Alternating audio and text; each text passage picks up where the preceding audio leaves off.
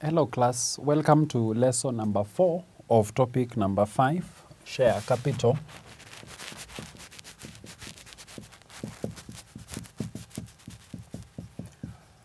So in this fourth lesson, I want to talk about the purchase of own shares, by a company. Then I will also talk about dividends, the dividend law in respect to companies. So let me begin on the first of those items where we are talking about by purchase of own shares, by a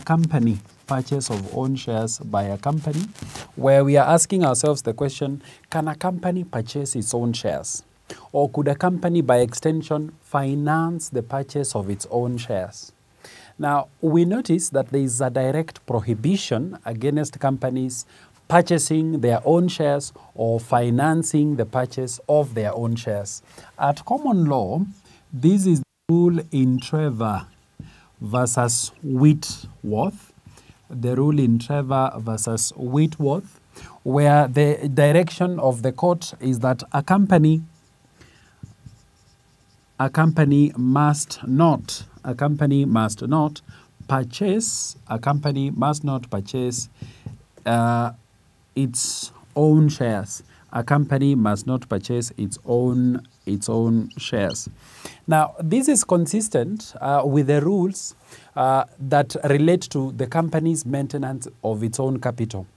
That the company's capital is the creditor's fund of last resort, and as such should be maintained. And all those matters, all those transactions of the company that go towards threatening the company's share capital, transactions such as reduction of share capital, transactions such as the company's purchasing its own share capital, all these are extremely regulated transactions by law in a bid to ensure the company's share capital remains fixed and known, remains unreduced, that there are measures that have been taken to ensure that the company does not waste its own capital.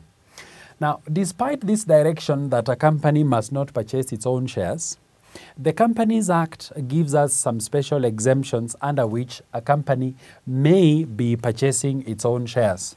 So these exceptions include exceptions to the rule, that is exceptions to the rule in Trevor versus Whitworth. These exceptions introduce us to circumstances where a company may purchase its own shares. Now, one of those circumstances is during a redemption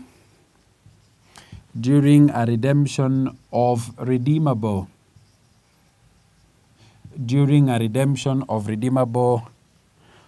preference shares. During the redemption of redeemable preference shares. This is if allowed by the articles, and all rules relating to redemption of redeemable preference shares have been followed.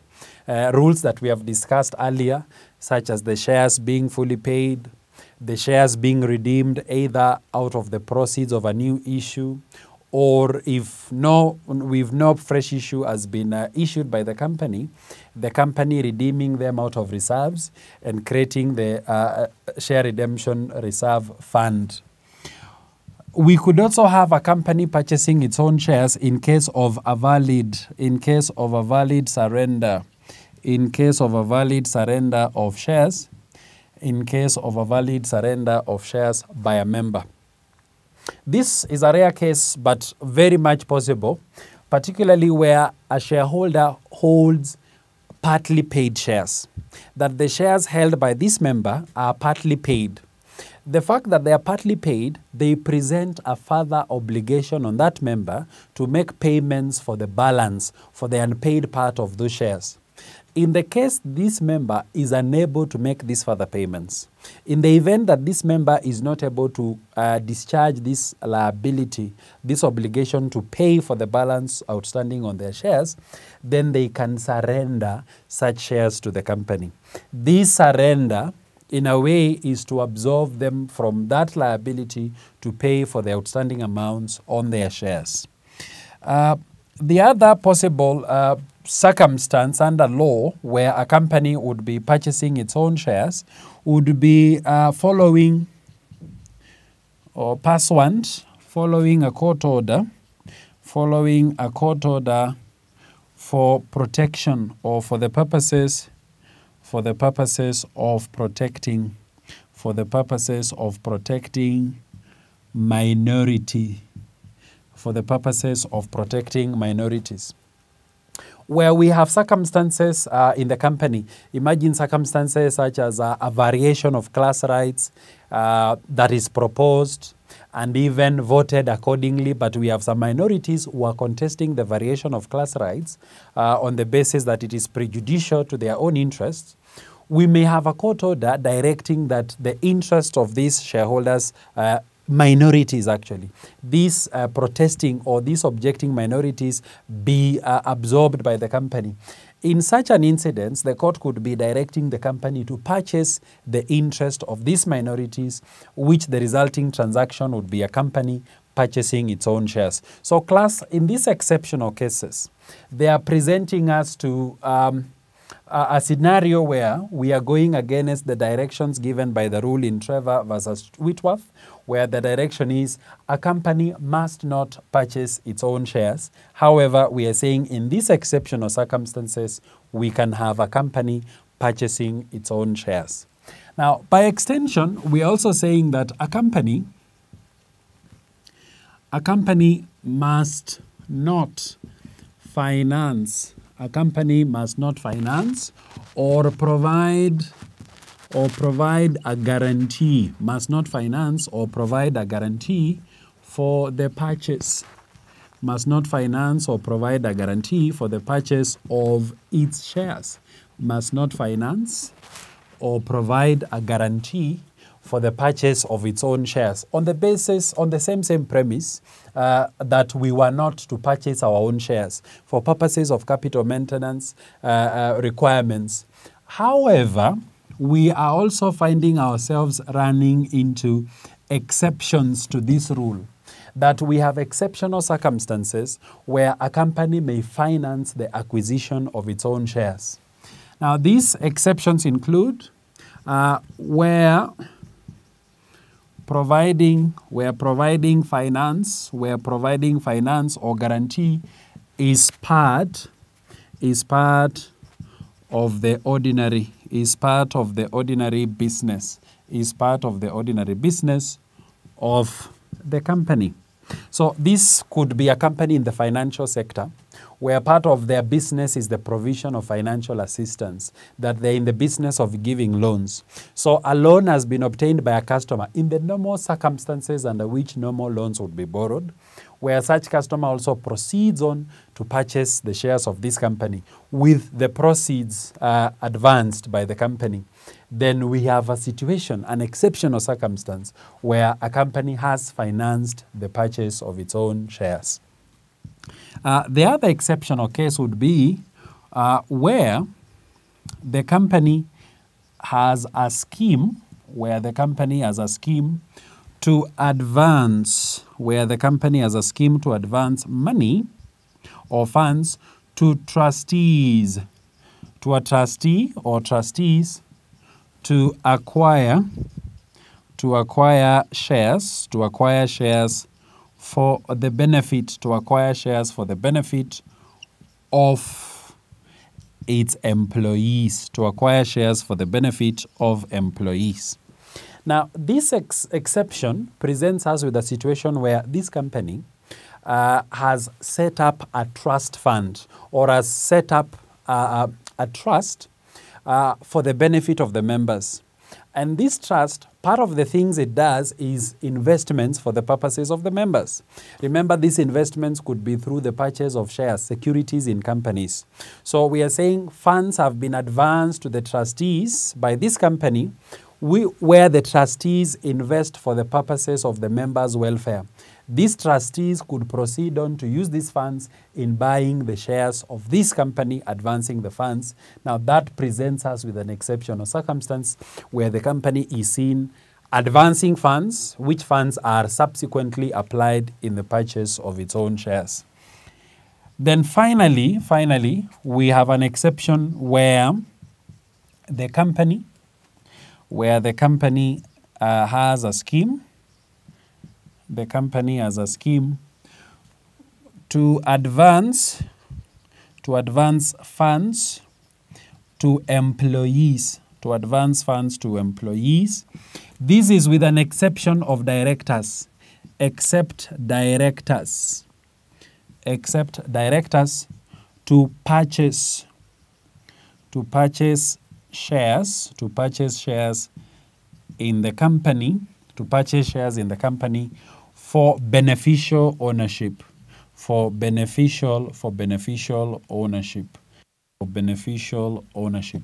So company law recognizes that companies could have a scheme, an arrangement within the company that they advance funds, they advance money to the employees of the company, with an exception of directors. Directors are excluded from this fund. They are excluded from this scheme, this arrangement of advancing money to employees to purchase shares of the company for beneficial ownership. This scheme is to make the employees of the company feel part of the company, where they have been advanced money for the purposes of owning a stock in the company that they work for. So this is the idea of purchasing of own shares by the company, that it is generally prohibited in the interest of protecting the company's capital. However, we have seen ourselves running into exceptional circumstances where companies can directly purchase their own shares. We have also seen circumstances where companies are allowed by law to finance the purchase of their own shares.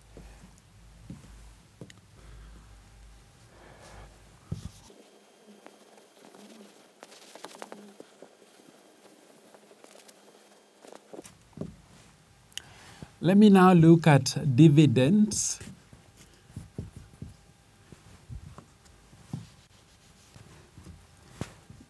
Dividends. We are describing a dividend to be a member's return. This is a member's return for their investment. A member's return for their investment in the company. A member's return for their investment in the company. It is also seen as a share of the company's profit, that is paid to the members. The share of the company's profit that is paid out to the members. Now, the Companies Act presents us with certain rules relating to the payment of dividends to members, relating to the sharing of profits or paying of this return to the members. Rules of paying dividend. Rules of paying dividend. Now, as part of this continuing story of maintaining the company's capital, one of the paramount rules relating to the payment of dividend is that dividends can only be paid out of profits. Dividend can only be paid out of profit. Dividend can only be paid out of profit. That unless a company has realized a profit, then this company cannot pay dividend. And by the way, inherently, companies are not under obligation to pay a dividend. It is financial year end, we have made profits. The company is not under obligation to pay dividend to the members. But we are saying, should we be paying dividends? Dividends must always be paid out of profit. It is unlawful. It shall be wrong. It shall be against the law to pay dividends where the company is not making profits. It shall be seen as paying dividends out of capital. Now, what will be considered profits? The company has what we call the realized profit, the realized profit of the company. Now, from the company's realized profit, it may create some part of this realized profit as the profits available for distribution as dividend. Now, in arriving at the company's realized profit, it could be considering any gains. We talk about realized gains. Any realized gains from revaluations. Any realized gains from revaluations of assets can also be considered as the company's realized profits in this year, including the exclusion or the deduction of any realized losses from revaluation of assets that this company has done during this year can be excluded from the company's annual realized profit that year. So from the company's realized profit, the directors will designate part of the company's realized profit as profit available for payment of dividend. Profit available for payment of dividend.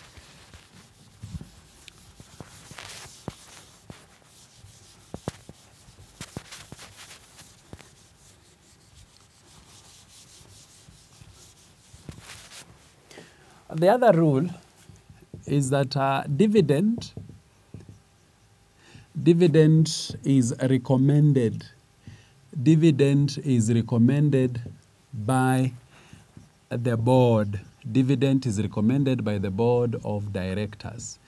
Dividend is recommended by the board of directors. These are the persons charged with the day-to-day management of the company. So they are best placed to know how much this company can afford to pay as dividends. So it shall be their responsibility to recommend how much dividend is to be paid. Still relating to the payment, we are saying that dividend is approved. Dividend is approved by members. Dividend is approved by members at a general meeting. Dividend is approved by members at a general meeting. Now, this meeting could be the company's AGM, at which dividend is usually approved by the members. So the directors have recommended a dividend, then we have a meeting of members where that dividend is approved. Relating to the approval, we are noting another rule that the members cannot recommend. The members cannot, let me withdraw the word recommend and replace it with the word approve. The members cannot approve a dividend above the rate, cannot approve a dividend above the rate recommended, above the rate recommended by the board. Above the rate recommended by the board. So the board's recommendation on what dividend is payable shall be final. That in the GM's, the general meeting's approval, they cannot approve an amount beyond that which is recommended by the board. We are also noting that the company cannot pay dividend. The company cannot pay dividend if such payment will result to inability to meet its financial obligations. A company will not pay dividends to be unable to pay its salary to employees. A company will not pay dividends to be unable to pay rentals. A company will not be paying dividends to be unable to pay such expenses as are necessary for the running of this company. Now, once a dividend has been declared, something also happens that declared dividends, let's add the approval. declared and approved dividends, shall not bear interest, against the company if there is a delay, in payment, that the board has recommended a certain rate of dividend, which has subsequently been approved by the members at a general meeting. Now, the usual practice is that once the dividend has been declared and approved, within 42 days of such approval, the dividend should be payable. If there is any delay in payment of such dividend, the suffering members shall not claim interest against the company for delay in paying them the dividends due. The other rule, still relating to payment of dividends, is that the company may deduct any amounts. The company may deduct any amounts owed to it by a member from the dividend payable.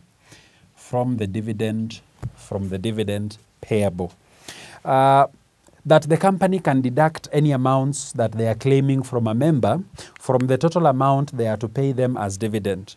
For instance, imagine a case where we have borrowed some money from our company and we have been unable to pay them. We have not repaid such borrowed amounts of money. So this company has some claim against us. So this rule is empowering them to deduct such amounts that they are claiming from any dividend that is payable to us after the declaration of the dividend. Now, from these rules, we can start imagining a procedure that companies follow in the payment of dividend. What procedures do we follow when we are paying dividend as a company? We will begin from a board meeting being held to recommend a dividend. After a board meeting has been held to recommend a dividend, the company will prepare and update the company's register of members, because it is on the basis of the register that this dividend is payable. Then we shall proceed on to convene a meeting of members where this dividend payment is to be approved. So once the dividend has been approved, then we have a preparation and closure of the register of members so that we have no more additions to the register after the approval of the dividend. Then the company can proceed on now to prepare the dividend warrants, which are to be counter-checked against the company's register of members. Then checks can be prepared and sent to members in respect of the dividend payable to them. So class, that brings us to the end of our lesson number 4. If we can recap what we have looked at so far, we have looked at the purchase of own shares by a company, where expressly such purchase has been prohibited, including the financing of the purchase of the company's own shares. But we have also looked at exceptional circumstances where such purchase can be done and the financing for the purchase can also be done. We have also looked at dividend, what it is. We have looked at the rules relating to payment of dividend, and we have also made a mention of the procedure to be followed by companies when paying dividends. I now want to send you to the revision partner questions, just to show you some of the questions that we have had from this particular topic. We have a question here asking candidates to advise shareholders on the distinction between nominal capital and reserve capital. We have a question asking candidates to explain 5 ways in which a company might alter its share capital. We have also a question here asking candidates to discuss the actions and omissions that are considered to contribute to criminal behavior in relation to preparation and issuing of prospectuses. So there are many questions here that I would wish to refer you to help you in the revision of the content in this topic. Thank you.